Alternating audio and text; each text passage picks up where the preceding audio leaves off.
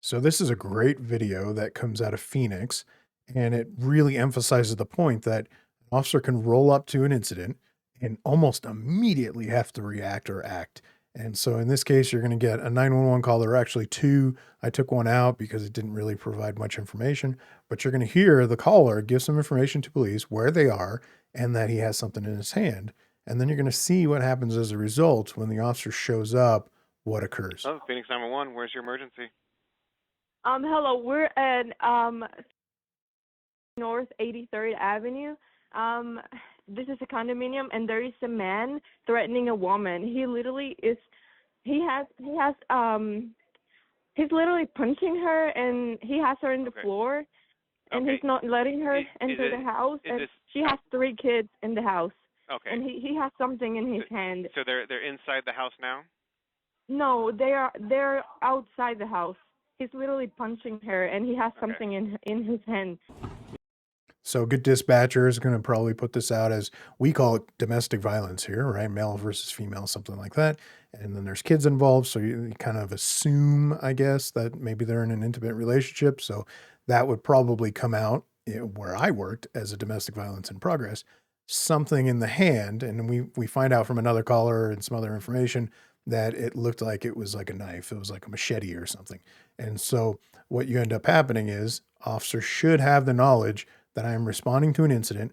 I've got a female down on the ground with a guy on top of her with a weapon. And that's exactly what he's going to run into when he shows up. Wave down, wave down. Wave.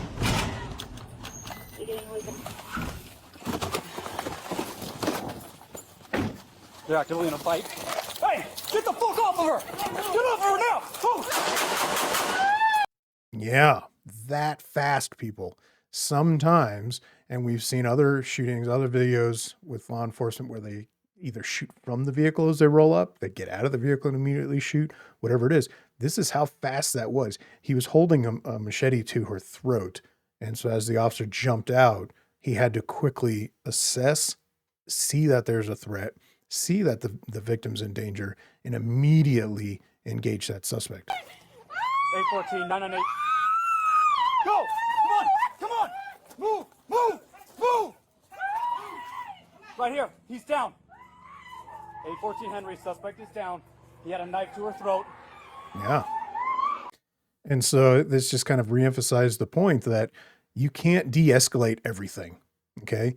Sometimes, yeah, it's just like that. 2, 3 seconds, 1 second, whatever it is, an officer may be getting out, contacting someone, walking up to the driver door, whatever it is, and immediately have to end up firing at these people. And this is just one of those cases where that threat was there. He had to respond, he had to act, or she could have died. And so we need to get out of this kind of, I know the new thing is de-escalation and everything else. We need to get out of the mindset that you can always de-escalate. You can't. And this is a perfect example of that. Keep sending these clips to me. I'm going to keep making these videos. Have a good one.